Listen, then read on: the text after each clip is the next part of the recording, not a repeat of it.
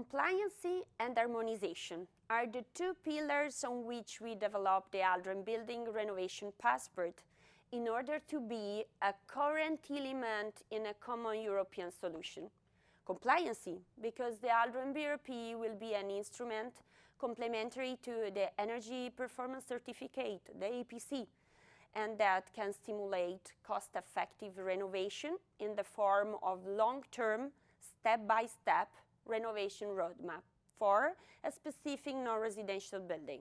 And harmonization, because it's the right moment now to avoid the creation of too many and different tools and to provide a standardized building passport enabled to share data with a common language. The Aldren BRP is composed of two main elements, the Aldren build log and the Aldren Reno map.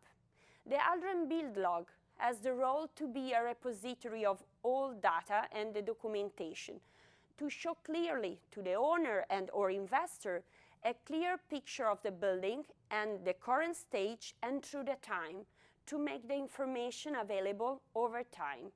Energy rating and target, energy verification, comfort and well-being, cost, value and risk and documentation are the models on which build log is structured in detail.